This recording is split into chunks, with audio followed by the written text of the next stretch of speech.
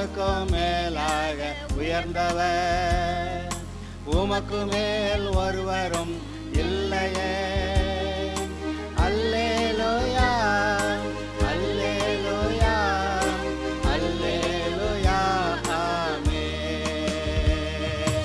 அல்லேலூயா, அல்லேலூயா, அல்லேலூயா, ஆமென்.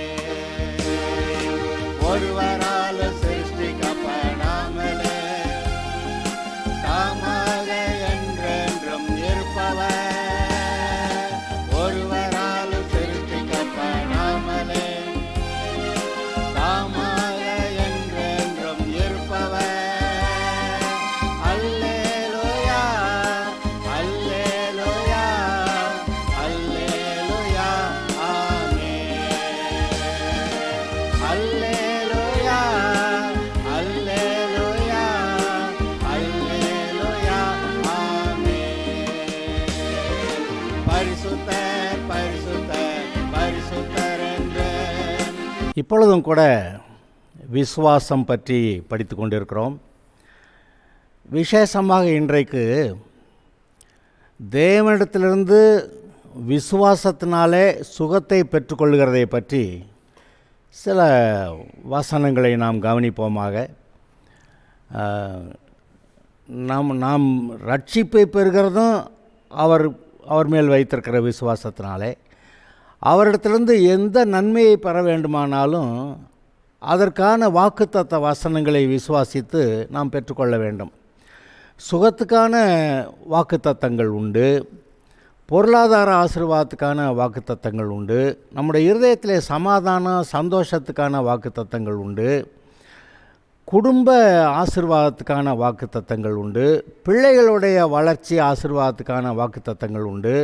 சமுதாயத்தில் நீங்கள் இந்த உலகத்தில் மற்ற ஜாதி ஜனங்களுக்கு முன்பாக உயர்ந்திருப்பதற்கான வாக்குத்தத்தங்கள் உண்டு, ஜெயமான வாழ்க்கைக்கான வாக்குத்தத்தங்கள் உண்டு, சுவிசேஷம் அறிவிக்கிறதுக்கான வாக்குத்தத்தங்கள் உண்டு, ஆத்ம ஆதாயம் பண்ணுவதற்கான வாக்குத்தத்தங்கள் உண்டு, பிசாசுடைய கிரியைகளை அழித்து அவனுடைய பிடியில் இருக்கிற அந்த ஆத்மாக்களையும் சரி ஆசீர்வாதங்களையும் சரி விடுவிக்கத்தக்கதாக அதற்கான வாக்குத்தத்தங்கள் உண்டு. சத்துருடைய சகல வல்லமையை மேற்கொள்ள, பிசாசுடைய வல்லமையை மேற்கொள்ள, மனுஷருடைய வல்லமைகளை எதிர்த்து வருகிற மனுஷருடைய வல்லமைகளை மேற்கொள்ள கர்த்தர் உங்களுக்கு அதிகாரம் கொடுத்திருக்கிறார் என்று எழுதியிருக்கிறது.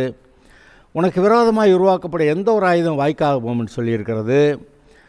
உங்களுக்காக பரலோகம் வைக்கப்பட்டிருக்கிறது என்று சொல்லியிருக்கிறது. ஜீவ புஸ்தகத்தில் உங்களுடைய பெயர் இருக்கிறது என்று சொல்லியிருக்கிறது. இது எல்லாவற்றையும் நீங்கள் பார்க்கும்போது நம்முடைய வாழ்க்கையிலே அவ்வப்போது நமக்கு என்ன தேவையோ அந்த நன்மைகளை அந்தந்த வாக்குத்தத்தங்கள் மூலமாக நாம் பெற்றுக்கொள்ள வேண்டும் என்று சொல்லுகிறது. நம்முடைய வாழ்க்கையின் ஒவ்வொரு பகுதிக்கும் ஒரு ஆசீர்வாதம் தேவையாக இருக்குது பார்த்தீங்களா? அப்போ அந்தந்த ஆசீர்வாதங்களுக்கான வாக்குத்தத்தங்களே அவர் அங்கே எழுதியிருக்கிறார். பைபிள் முழுவதும் நம்முடைய ரட்சிப்புக்கான வசனமும் சரி, நம்முடைய வாழ்க்கையின் ஒவ்வொரு பகுதிக்கான ஆசீர்வாதத்துக்கான வாக்குத்தத்தங்களும் இந்த பைபிளுக்குள்ளே எழுதியிருக்கிறது. ஆதலால் இந்த நன்மையை பெற்றுக்கொள்வதற்கு அவர் வைத்திருக்கிற ஒரு சட்டம், விசுவாசத்தினாலே பெற்றுக்கொள்ள வேண்டும்.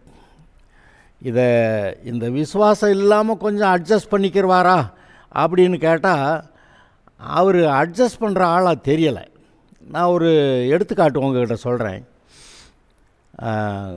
தேவன் ஆபிரகாமோட கூட ஒரு உடன்படிக்கை பண்ணார். அது மூலமாக என்னது? அது மூலமாக தேவன் தம்முடைய குமாரனாக இயேசுவை பூமிக்கு அனுப்ப முடியும். அப்படி பூமிக்கு அனுப்ப முடிஞ்சாக்க இயேசு உலகத்தில் மனிதருடைய பாவங்களுக்காக பரிகாரம் செய்வார்.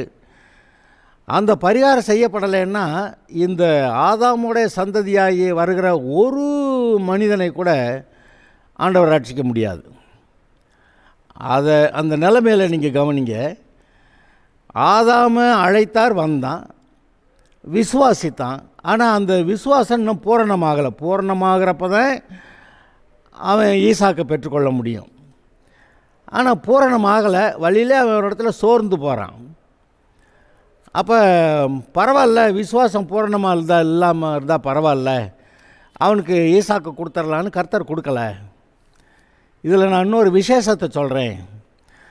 ஆபிரகாமுக்கு குமாரன் வேணுங்கிற விஷயத்தை விட, ஏன்னா ஆபிரகாமுக்கு பிள்ளை இல்லையே, இந்த சொத்தெல்லாம் என் வீட்டில் பிறந்த ஒருத்தன், அவன் நமக்கு சம்மந்தம் இல்லாத ஆள், என் பிள்ளை இல்லை, அவன் தானே எல்லா சொத்துக்களையும் அனுபவிக்க போகிறான் அப்படின்னு சொல்லி ஆபிரகாம் கர்த்தர்கிட்ட பேசும்போது, அவன் இல்லை, உன்னுடைய கற்பப்பிறப்பானவனே இந்த ஆஸ்திகளுக்கெல்லாம் சுதந்திரவாளியாக இருப்பான் அப்படின்லாம் கர்த்தர் சொன்னார். பிள்ளையை கொடுப்பேன்னாரு. பிள்ளை வர்றதுக்கு 25 வருஷம் ஆகுது. 25 வருஷம் ஆக போகிற அந்த சமயத்தில் அவனுக்கு ஆபிரகாமுக்கு இருந்த விசுவாசமெல்லாம் ஏறக்குறைய போயிடுச்சு. ஏன்னாக்க சரீரம் பலவீனமாக போச்சு, வயசாகி போச்சு, சாராவுடைய கற்பம் செத்து போச்சு, இவன் பிள்ளை பெற்றுக்கொள்வதற்கான நம்பிக்கையே இல்லை, அந்த அளவுக்கு போயிடுச்சு. அவன் என்ன செஞ்சிட்டான், ஈசாக்கு வர்றானோ இல்லையோ இஸ்மவேலை ஆசீர்வதியும்னு ஜெபம் பண்ணிட்டான். சரி, அப்போ இஸ்மவேலை விசுவாசம் பத்தாமல் போச்சே, பரவாயில்ல, 20 வருஷம் 25 வருஷம் நமக்காக காத்திருந்தேன், அதனால் நம்ம ஆபிரகாமுக்கு ஈசாக்கு கொடுத்துடலாம் அப்படின்னு கர்த்தர் கொடுத்தாரான்னா கொடுக்கலைங்க. அவன் விசுவாசித்தாதன், அந்த விசுவாசம் பூர்ணமானாதன். அந்த எபிரேயர் 12 விசுவாசத்தை துவக்குகிறவரும் அதை முடிக்கிறவருமாகிய இயேசுவை நோக்கி நமக்கு நியமித்திருக்கிற ஓட்டத்தை பொறுமையோடு ஓடக்கடவோம் அப்படி எழுதியிருக்கு. அப்போ நம்முடைய இருதயத்தில் விசுவாசத்தை துவக்குகிறவரும் அதை முடிக்கிறவர்னா பூர்ணமாக்குகிறவரும் அப்படி எழுதியிருக்கு. அப்போ அவர் தான் நமக்குள்ளே விசுவாசத்தை ஆரம்பிக்கிறார், நமக்குள்ளே விசுவாசத்தை வளர்க்கிறார், அதை பூரணமாக்குறாரு. பூரணமானவுடனே நம்ம எதுக்கு விசுவாசமோ அந்த நன்மை வருகிறது.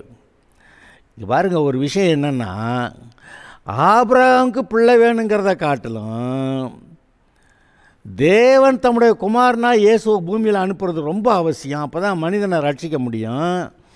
அப்போனா இந்த ஆபிரகாமோட கூட ஒரு உடன்படிக்கை வேணும். நீ உன்னுடைய குமாரனை கொடுத்தா நான் என்னுடைய குமாரனை கொடுக்குறேன்னு இந்த ஆபிரகாம்கிட்ட அவர் ஒரு உடன்படிக்கை பண்ணலாம். இந்த ஆபிரகாமுக்கு பிள்ளை இல்லாமல் இருக்கிறப்ப தேவன் எப்படி உடன்படிக்கை பண்ணுறது? உன் குமாரனை கொடு, நான் என் குமாரனை கொடுக்குறேன்னு பண்ண முடியாது. அது ஒரு விதத்தில் பார்த்தா ஆபிரகாமுக்கு பிள்ளை வேணுங்கிறது அவசியங்கிறத விட தேவனை பொறுத்தவரை ஆபிரகாமுக்கு பிள்ளையை கொடுக்கறது ரொம்ப அவசியமாக இருக்குது. தேவன் ஆபிரகாமுக்கு குமாரனை கொடுக்கலைன்னா, ஈசாக்கை கொடுக்கலைன்னா, தேவன் அந்த ஆபிரகாமோட கூட உடன்படிக்கை பண்ண முடியாது. அப்போ நான் இப்போ எப்படி சொல்கிறேன், ஆபிரகாமுக்கு பிள்ளை வேணுங்கிற அவசியத்தை விட தேவனுக்கு ஆபிரகாமுக்கு பிள்ளையை கொடுக்கறது ரொம்ப அவசியமாக இருக்குது. நான் இப்போ இந்த சமயத்தில் என்ன சொல்ல வர்றேன் பாருங்கள். தேவனுக்கு ஆபிரகாமுக்கு பிள்ளையை கொடுக்கறது அவசியமாக இருந்துச்சு. அப்போ தான் அவனோட கூட உடன்படிக்கை பண்ண முடியும். அந்த அவ்வளவு தேவனே நெருக்கப்படுற நேரத்தில் சரி ஆபிரகாமுக்கு விசுவாசம் இல்லாட்டி பரவாயில்ல, அவனுக்கு குழந்தை ஈசாக்கு கொடுத்துடலாம் அப்படின்னு யோசிச்சாரா? ஏன்னா நமக்கு தேவை இருக்குது. ஆபிரகாமுக்கு பிள்ளை இருந்தால் தான் அவன் நம்மோட கூட உடன்படிக்கை பண்ணுறதுக்கு அவனுடைய குமாரனை நமக்கு கொடுப்பேன். அப்போ ஆபிரகாமுக்கு பிள்ளை கொடுக்கறது ரொம்ப அவசியம். யாருக்கு? தேவனுக்கு. இப்போ நம்ம என்ன யோசிக்கிறோம், ஆபிரகாமுக்கு விசுவாசம் இருக்கோ இல்லையா, ஆபிரகாமுக்கு பிள்ளையை கொடுத்துட்டா அப்புறம் தேவன் ஆபிரகாமோட உடன்படிக்கை பண்ணலாம்ல, உன் குமாரனை கூட நான் என் குமாரனை கொடுக்குறேன்னு உடன்படிக்கை பண்ணலாம்ல.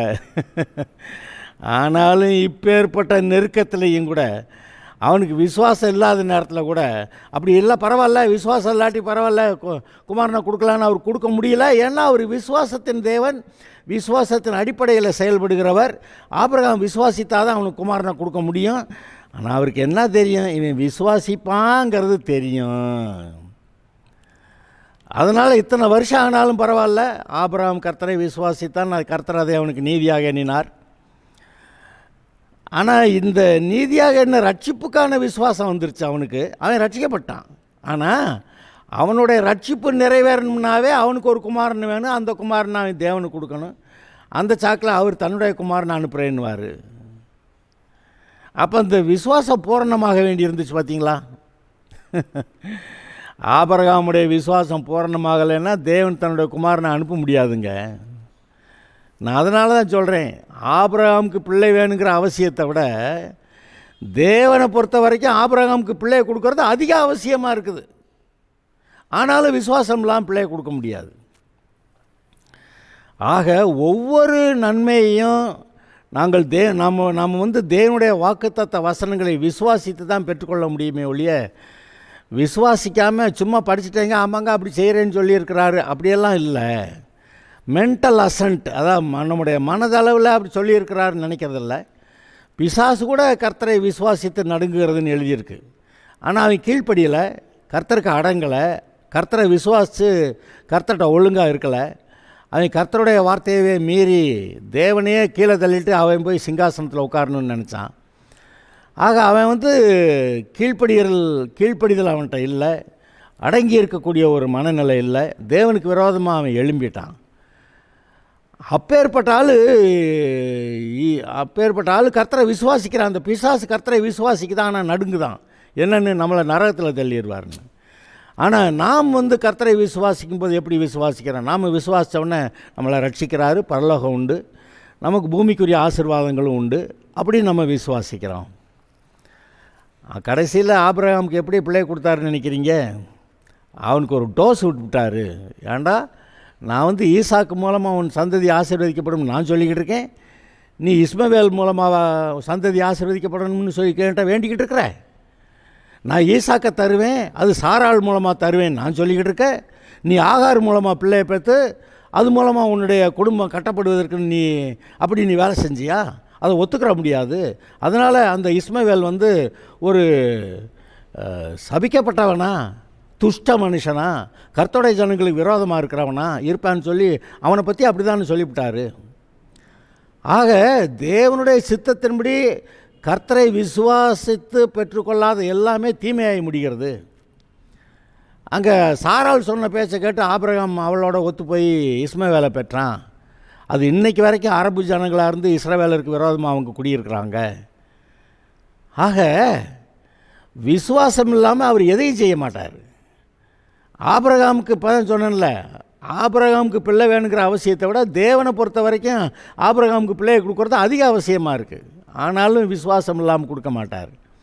கடைசியில் அவனுக்கு ஒரு டோஸ் விட்ட மாதிரி சொல்லி பேசிட்டு எழுந்திரிச்சு போயிட்டார்.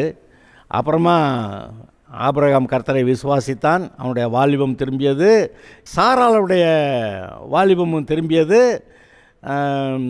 சாராள் மறுபடியும் கற்பம் தரிக்கத்தக்கவளானால் வாலிபம் திரும்பியது. எந்த அளவுக்கு வாலிபம் திரும்பியதுன்னா, அந்த தேசத்தில் கேரார் ஊரில் குடியிருக்கிற அந்த ராஜா அபிமேலேக்கு, அவன் வந்து சாராளை பிடிச்சிட்டு போகிற அளவுக்கு அவன் ஆசைப்படுற அளவுக்கு இவ அழகாக இருக்கிறா. அங்கே ஆபிரகாம் விசுவாசித்தான், வாலிபம் திரும்பியது. அப்பொழுது தேவன் தம்முடைய குமார் அதாவது தேவன் வந்து அவனுக்கு ஈசாக்கை கொடுத்தார். இது ஈசாக்கை கொடுக்கறது கர்த்தருக்கு ரொம்ப அவசியம். ஆனாலும் அவர் தன்னுடைய சட்டத்தை ஆபிரகாமுக்கு விசுவாசம் இல்லாட்டி பரவாயில்ல, நான் பிள்ளையை கொடுத்துட்றேன், ஏன்னா பின்ன அவன் நமக்கு பிள்ளையை கொடுத்தா தான் நம்முடைய குமாரனை அனுப்ப முடியும், அப்படி அவரெல்லாம் கணக்கு போடலை.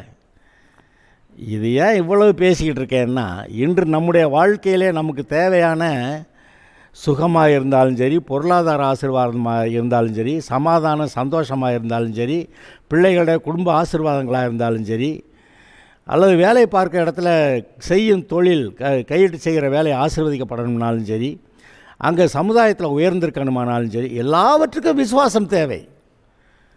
எல்லாவற்றுக்கான வாக்குத்தத்த வசனங்கள் உண்டு. ஆதலால் அந்த வாக்குத்தத்த வசனங்களை நாம் விசுவாசிக்கிறது மிக மிக அவசியம். விசுவாசம் இல்லாமல் தேவனுக்கு பிரியமாக இருப்பது கூடாத காரியம்.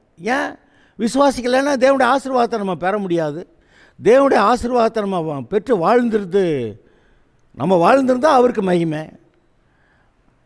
அதனால தான் பாருங்கள், விசுவாசம் இல்லாமல் தேவனுக்கு பிரியமாக இருப்பது கூடாத காரியம்னு எழுதியிருக்கு. ஓகே, சரி. இப்போ விசுவாசாதான் நம்முடைய வாழ்க்கையில் ரட்சிப்பு மட்டும் இல்லை, மற்ற எல்லா நன்மைகளும் உண்டாகும். அப்படி இருக்குது. இன்னொரு வரியும் சேர்த்து சொல்லிடுறேன். உங்களுடைய விசுவாசத்தின்படி உங்களுக்கு கடவுதுன்னு கர்த்தர் ஒரு அடிப்படை சட்டம் வச்சுருக்கிறாரு. சுகத்துக்கானாலும், பொருளாதார ஆசீர்வாதத்துக்கானாலும், சமுதாயத்தில் உயர்ந்திருக்கிறதுக்கானாலும், சமாதான சந்தோஷத்துக்கானாலும் சரி, எல்லாவற்றுக்காகவும் நீங்கள் கர்த்தரை எந்த அளவுக்கு விசுவாசிக்கிறீர்களோ அந்த அளவுக்கு உங்களுடைய வாழ்க்கை இருக்கட்டும்னு அவர் சொல்லி முடிச்சிட்டாரு. அப்போ ஆவிக்குரிய ரீதியில் வளர்ந்து கர்த்தருடைய வார்த்தையை விசுவாசிக்கிறவர்கள் தான் வளர்ந்து உயர்ந்த ஸ்தானத்துக்கு வருவார்கள். கர்த்தருக்குள்ளே அந்த ஆவிக்குரிய ரீதியில் வளரலைன்னா எப்படி வளருது? அவரை விசுவாசித்தா வளர்றீங்க, அவருடைய வார்த்தையை விசுவாசித்தா வளர்றீங்க. வார்த்தையை விசுவாசிக்கலைன்னா வளரல. இப்போ இப்படிப்பட்ட செட்டிங்கில் தான் இப்போ நான் இன்றைக்கு அவர் நம்முடைய சுகத்துக்கான கிரயத்தை செலுத்தியிருக்கிறார். செலுத்தி முடிச்சுட்டு அவருடைய தழும்புகளாலே நீங்கள் குணமாகிறீர்கள் அப்படி சொல்லியிருக்கிறாரு. நானே உன் பரிகாரியான கர்த்தர்னு சொல்லியிருக்கிறார். ஆக இந்த 2 வசனங்களை, நம்முடைய சுகத்துக்கான 2 வசனங்களை மாத்திரம் இப்போ நாம் எடுத்து தியானிக்க போகிறோம். இந்த வசனங்களை நீங்கள் நல்லா கவனிச்சிங்கன்னா, இந்த வசனங்களை ஏற்றுக்கொள்ளுகிற அளவுக்கு உங்களுடைய இருதயத்தை பக்குவப்படுத்தினீங்கன்னா, தேவன் உங்களுக்காக, இயேசு கிறிஸ்து சிலுவையிலே உங்களுக்காக சம்பாதித்த சுகம் உங்களுக்குள்ளே வரும். இதுக்கான அடிப்படையான வசனங்கள்லாம் நம்ம ஏற்கனவே கேட்டிருக்கிறோம். அப்பத்தையும் தண்ணீரையும் ஆசீர்வதிப்பார், வியாதியை உன்னை விட்டு விலக்குவேன், ஆயுசு நாட்களை பூரணப்படுத்துவேன் என்று சொன்னவர், மறுபடியும் உன்னுடைய வயது திரும்ப வாழ வயது போலாகும் என்று சொன்னவர், அவர் ஜீவிக்கிறார், வாக்கு மாறாதவர். அப்போ அப்பத்தையும் தண்ணீரை ஆசீர்வதித்து ஆயுசு நாட்களை பூரணப்படுத்துகிறவர். அவர் சுகத்துக்காகவும் ஏதோ செய்திருக்கிறாரே, அதை நாம் இப்பொழுது பார்க்க போகிறோம். ஆதியாகமம் 15வது அதிகாரத்தை எடுக்கலாம். 6வது வசனம். ஆபிரகாம் கர்த்தரை விசுவாசித்தான், அதை அவர் அவனுக்கு நீதியாக எண்ணினார். ஆமாம், நீதியாக எண்ணினாதான் தேவனுடைய பிள்ளையாக மாறுறான். இப்போ இந்த அடிப்படை விசுவாசம் எல்லாருக்கும் தேவை. இன்றைக்கு நீங்களும் நானும் இயேசு ஆண்டவராக ஏற்றுக்கொண்டோம், அதனால் நீதிமான்கள் ஆக்கப்பட்டோம். ஆதலால் இந்த வசனத்தை தாண்டி அடுத்ததுக்கு நம்ம போகிறோம். இப்போ யாத்ராகமம் 15வது அதிகாரத்துக்கு போகலாம். யாத்ராகமம் 15வது அதிகாரத்தில் அங்கே ஒரு அற்புதத்தை செய்கிறாரு. அதோடு சேர்ந்து ஒரு சில வார்த்தையை சொல்கிறாரு, கவனிக்கலாம். ஆதியாகமம் 15 22வது வசனத்திலிருந்து, பின்பு மோசே இஸ்ரவேல் ஜனங்களை சிவந்த சமுத்திரத்திலிருந்து பிரயாணப்படுத்தினான். அவர்கள் சூர் வனாந்தரத்துக்கு புறப்பட்டு போய் 3 நாள் வனாந்தரத்தில் தண்ணீர் கிடையாமல் நடந்தார்கள். 3 நாள் தண்ணி இல்லை. அவர்கள் மாராவிலே வந்தபோது மாராவின் தண்ணீர் கசப்பாக இருந்ததினாலே அதை குடிக்க அவர்களுக்கு கூடாது இருந்தது. அதனால் அவ்விடத்திற்கு மாரா என்று பெயரிடப்பட்டது. அது மாறான்னா கசக்கும் தண்ணீர் இருக்கக்கூடிய அந்த இடம். அப்பொழுது ஜனங்கள் மோசேக்கு விரோதமாய் முறுமுறுத்து எண்ணத்தை குடிப்போம் என்றார்கள். ஏப்பா, நீ வாட்டுக்கு எகிப்திலிருந்து கூட்டிகிட்டு வந்துட்ட, அங்கேயாவது எங்களுக்கு தண்ணியெல்லாம் கிடச்சி, சாப்பாடு ஏதாவது கிடச்சிச்சு அப்படி சொல்ல ஆரம்பிச்சிட்டாங்க. மோசே கர்த்தரை நோக்கி கூப்பிட்டான். அப்பொழுது கர்த்தர் மோசேக்கு ஒரு மரத்தை காண்பித்தார். அதை அவன் தண்ணீரில் போட்ட உடனே அது மதுரமான தண்ணீர் ஆயிற்று. அவர் அங்கே அவர்களுக்கு ஒரு நியமத்தையும் ஒரு நியாயத்தையும் கட்டளையிட்டு அங்கே அவர்களை சோதித்து, அங்கே இதை மாதிரி சோதித்து பார்த்தாராம். தண்ணி இல்லைன்னா அவன் என்ன செய்வேன்? என்னை பார்த்து ஆண்டவரே தண்ணி வேணும்னு கேட்பானா, இல்லை சண்டை முறுமுறுத்துக்கிட்டு அங்கே இருப்பாங்களான்னு பார்த்துருக்கிறாரு. அங்கே அவர்களை சோதித்து அப்புறம் சொல்கிற வசனங்களை கவனிக்க, ரொம்ப பிரயோஜனமானது. நீ உன் தேவனாய கர்த்தரின் சத்தத்தை கவனமாய் கேட்டு அவர் பார்வைக்கு செம்மையானவைகளை செய்து, கேட்டு சரியாக செய்து, அவர் கட்டளைகளுக்கு செவி கொடுத்து அவர் நியமங்கள் யாவையும் கை கொண்டால், அவர் சொல்கிறதெல்லாம் கேட்டு அதன்படியெல்லாம் செஞ்சேன்னா ஓகே. அது சிம்பிளாக சொன்னால் அவருடைய வார்த்தையை கேட்டு அதன்படி ஒழுங்காக இருந்தா ஓகே. அவருடைய நியமங்கள் யாவையும் கை கொண்டால் நான் எகிப்தியருக்கு வரப்பண்ணின வியாதிகளில் ஒன்றையும் உனக்கு வரப்பண்ண மாட்டேன், நானே உன் பரிகாரியான கர்த்தர். இது எந்த செட்டிங்கில் சொல்கிறாருங்கிறதுக்காக தான் அந்த முதல்ல அங்கே மாராவில் தண்ணீர் கசப்பாக இருந்தது, குடிக்க முடியாது இருந்தது. அப்பொழுது அவர்கள் முறுமுறுத்தார்கள். அப்பொழுது கர்த்தர் மோசேக்கு ஒரு மரத்தை காண்பித்தார். அவன் இதை எடுத்து அந்த தண்ணீரில் போட்ட உடனே அது மதுரமாயிற்று. அப்போ அவர் சொல்கிறார், என்ன சொல்கிறாரு? என்னுடைய வார்த்தைகளை நீ கை கொண்டால் நான் எகிப்தியருக்கு வரப்பண்ணின ஒரு வியாதியையும் உனக்கு வரப்பண்ண மாட்டேன். நான் எகிப்தியருக்கு வரப்பண்ணின வியாதிகள் ஒன்றையும் உனக்கு வரப்பண்ண மாட்டேன். நானே உன் பரிகாரியாகிய கர்த்தர்.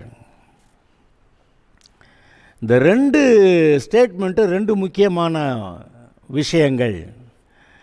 நீ என்னுடைய வார்த்தைகளை கை கொண்டு நடந்தால் எகிப்தியருக்கு வரப்பண்ணின வியாதிகள் ஒன்றையும் நான் உனக்கு வரப்பண்ண மாட்டேன். அதாவது வியாதியை வரவிட மாட்டேன். வியாதியே உனக்கு வராது. தெய்வீக ஆரோக்கியம், தெய்வீக சுகம் வேற, தெய்வீக ஆரோக்கியம் அது வேற. தெய்வீக சுகம்னா வியாதியாக இருக்கிறவன் சுகமடைந்து தேவனாலே சுகமடைகிறது, அது தெய்வீக சுகம். ஆனால் தெய்வீக ஆரோக்கியங்கிறது அவன் ஆரோக்கியமாக இருக்கிறான், தேவன் அவனுக்கு ஒரு வியாதியை வரவிட மாட்டார். அதனால் அவன் தெய்வீக ஆரோக்கியமுடையவனாய் அவன் இருக்கிறான். இன்றைக்கி நிறைய பேர் ஆரோக்கியம்னு பேர் வச்சுக்கிடுவாங்க. அதோடைய அர்த்தம் என்ன? அங்கே தேவனால் கொடுக்கப்படுகிற ஆரோக்கியம், அதாவது வியாதி இல்லாத வாழ்க்கை, அதை பற்றி பேசுகிறது. சரி, அப்போ முதல்ல எகிப்தியருக்கு வரப்படின ஒரு வியாதியை உனக்கு வரப்பட மாட்டேன், நம்பர் 1. நம்பர் 2 என்னது? நானே உன் பரிகாரியாகிய கர்த்தர். நானே உன் பரிகாரியாக கர்த்தர்னா நானே உன்னை குணமாக்குகிற கர்த்தர். குணமாக்குகிற கர்த்தர்னா என்ன அர்த்தம்? ஏற்கனவே வியாதி வந்துருச்சு, இப்போ ஐயா ஆண்டவரேன்னா அவர் சரி நான் உன்னை குணமாக்குறேன்னு வியாதி வந்த பிறகு குணமாக்குறத பற்றி சொல்லும்போது தான் நான் உன் பரிகாரியான கர்த்தர்னு சொல்கிறாரு. அப்போ 2 விஷயங்கள் இங்கே இருக்குது. வியாதியை வரவிடாமல் தடுப்பார். 2வது, அதுமாரி நீங்கள் எதாவது பண்ணி தப்பு பண்ணிக்கிட்டு மாட்டிக்கிட்டீங்கன்னாக்க வந்த வியாதியை நீக்கி உங்களை குணமாக்குறாருன்னு 2 சொல்லப்பட்டிருக்கிறது. இந்த சுகத்தை கொடுப்பதற்கு அவர் தகுதியுள்ளவராயிருக்கிறார். He is qualified to give you healing. உங்களுக்கு சுகத்தை கொடுப்பதற்கு அவருக்கு ஒரு தகுதி இருக்கிறது என்று பைபிள் சொல்லுகிறது. பாருங்கள், பாவத்தை மன்னிக்கிறத பற்றி நம்ம அநேக தடவை பேசியிருக்கிறோம். இந்த உலகத்தில் இயேசு கிறிஸ்துவை தவிர வேறு யாரும் மனிதனுடைய பாவங்களை மன்னிக்கிறதற்கு தகுதி உள்ளவர்கள் அல்ல. ஏன்னா அவங்க யாரும் மனிதனுடைய பாவங்களுக்காக பரிகாரம் செய்யலை. ஆனால் இயேசுவானவர் மனிதனுடைய பாவங்களுக்காக பரிகாரம் செய்கிறேன் என்று மனிதர்களுடைய பாவங்களையும் சாபங்களையும் தன்மேல் ஏற்றுக்கொண்டு சிலுவையிலே அதற்கான தண்டனையை சுமந்தார். மனிதனுடைய பாவங்களுக்கான தண்டனையை அவர் சுமந்து கொண்டபடியாலே இப்பொழுது மனம் திரும்பி இயேசுவிடத்தில் வருகிற யாவரையும் அவர் மன்னிக்க தகுதியுள்ளவராயிருக்கிறார். இதுபோல் மன்னிக்க தகுதியுள்ளவர்கள் வேறு யார் இருக்கா இந்த பூமியில்? இயேசு ஒருவரே நம்முடைய பாவங்களை மன்னிக்க தகுதியுள்ளவர்.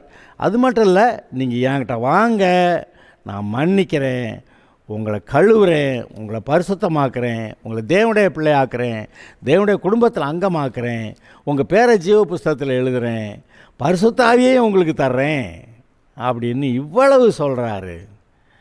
இவ்வளவு எங்கே? அதாவது அந்த ரட்சிப்பில் இவ்வளவு சேர்ந்து வருது. அந்த ரட்சிப்போடு சேர்ந்து சுகமும் வருகிறது.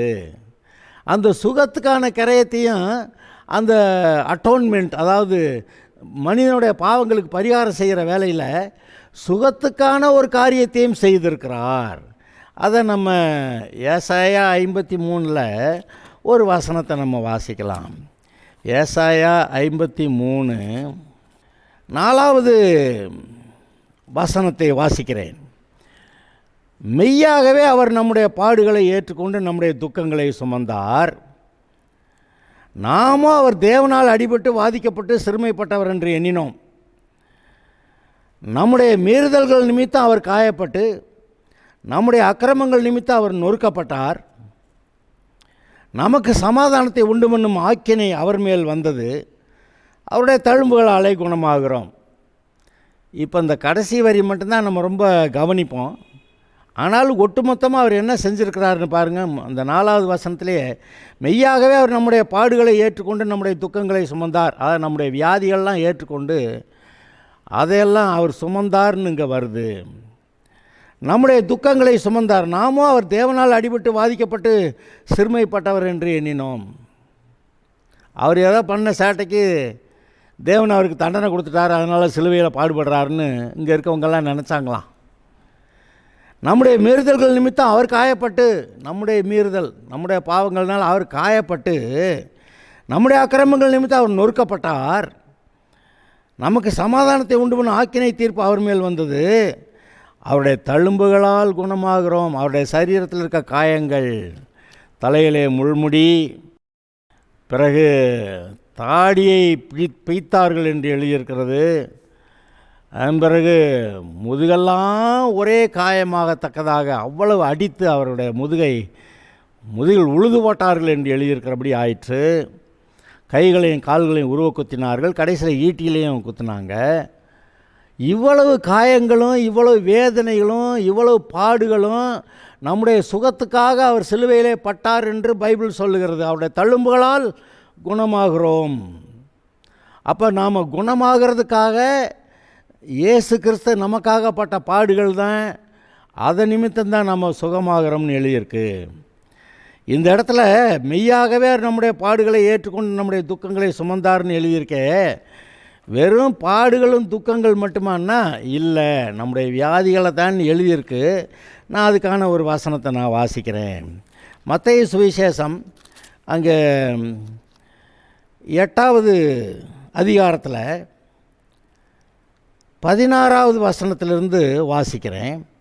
அஸ்தமனமான போது பிசாசு பிடித்திருந்த அநேகரை அவரிடத்தில் கொண்டு வந்தார்கள். அவர் அந்த ஆவிகளை தமது வார்த்தையினால் துரத்தி பிணியாளிகளை எல்லாரையும் சொஸ்தமாக்கினார். அடுத்த வரியை கவனிங்க. அவர்தாமே நம்முடைய பலவீனங்களை ஏற்றுக்கொண்டு நம்முடைய நோய்களை சுமந்தார். அங்கே ஏசாயால் வாசிக்கிறப்ப பலவீனங்களை பாடுகளை ஏற்றுக்கொண்டுன்னு இருக்குது. இங்கே வியாதிகளை நோய்களை சுமந்தார் என்று ஏசாயா தீர்க்கதரிசினால் உரைக்கப்பட்டது நிறைவேறிட்டுன்னு நீங்கள் வாசிக்கிறீங்க. அப்போ இயேசு சிலுவையில் நம்முடைய நோய்களை சுமந்தார், நம்மை சுகமாக்குவதற்கான கிரயத்தை அங்கே செலுத்தினார். ஆதலால் நீங்கள் இப்போ என்ன சொல்லணுமா? அவருடைய தழும்புகளால் குணமாகிறேன். என்னுடைய சுகத்துக்காக இயேசு கிரயம் செலுத்தி இருக்கிறார். அந்த கிரயம் செலுத்தினது மூலமாக நான் சுகத்தை பெற்றுக்கொள்கிறேன். இயேசுவே என்னுடைய பரிகாரியான கர்த்தர். பரிகாரினா சுகமாக்குகிறவர். பரிகாரம்னா நமக்கு தமிழ் மக்களுக்கு நல்லா தெரியும். பரிகாரம்னா செய்த பாவத்துக்கு ஏதோ ஒரு விதத்தில் பரிகாரம்னா அதுக்கான பதில் செய்கிறது, அந்த பாவத்தை போக்குவதற்கு அவர்கள் செய்கிற முயற்சிகள். அதில் பார்த்திங்கன்னாக்கா அநேகர் என்னென்னமோ செய்வாங்க. ஆனால் இயேசு நமக்காக பரிகாரம் செய்யும்போது நம்முடைய வியாதிகளையும் தரித்திரங்களையும் நம்முடைய அந்த பலவீனங்களையும் அவர் ஏற்றுக்கொண்டு அதற்காக சிலுவையிலே அவர் கிரயத்தை செலுத்தினார், அடி வாங்கினார். வியாதி, அந்த அந்த காயங்கள், தழும்புகள், சரீர வேதனைகள், அவருடைய சரீரம் நமக்காக பிற்கப்பட்டது என்று எழுதியிருக்கிறது. அதன் மூலமாக நம்முடைய சுகத்துக்கான கிரயத்தை செலுத்தியிருக்கிறார். ஆதலால் இப்பொழுது நீங்களும் நானும் என்ன சொல்லணும்? அவர் நமக்காக சிலுவையில் மரித்து உயிர்த்தெழுந்தனால ரட்சிப்பு. ஆனால் இந்த பூமிக்குரிய வாழ்க்கையில் நம்முடைய சுகத்துக்காக அவர் செய்தது என்ன? அவர் சிலுவையில் நம்முடைய நோய்களையெல்லாம் ஏற்றுக்கொண்டு, நம்முடைய சாபங்களையெல்லாம் ஏற்றுக்கொண்டு அங்கே தன்னுடைய சரீரம் பிற்கப்பட கொடுத்தார். அங்கே அவருடைய காயங்கள், அவருடைய சரீரத்தில் உண்டான காயங்கள், வேதனைகள், அந்த உபத்திரவங்கள், அதுதான் நம்முடைய சுகத்துக்காக இயேசு செலுத்திய கிரயம் என்று நீங்கள் வாசிக்கிறீர்கள். ஆதலால் அவருடைய தழும்புகளாலே குணமானேன். எனக்காக இயேசு தன்னைத்தானே ஒப்புவித்து சிலுவைக்கு ஏறினார். என்னுடைய வியாதிகளை போக்க அந்த அவ்வளவு பாடுகளை பட்டு அந்த காயங்களை ஏற்றுக்கொண்டு எனக்கு சுகத்தை உண்டாக்குவதற்கு கிரயம் செலுத்தினார். ஆதலால் நான் சுகமாகிறேன் என்று நீங்கள் சொல்ல வேண்டும். அதை நீங்கள் விசுவாசித்து அந்த சுகத்தை நீங்கள் பெற்றுக்கொள்ளும்படியாய் சொல்லப்பட்டிருக்கிறது. அப்படியாக நீங்கள் சுகத்தை பெற்றுக்கொள்ளுங்கள். கர்த்தர் உங்களை ஆசீர்வதிப்பார்.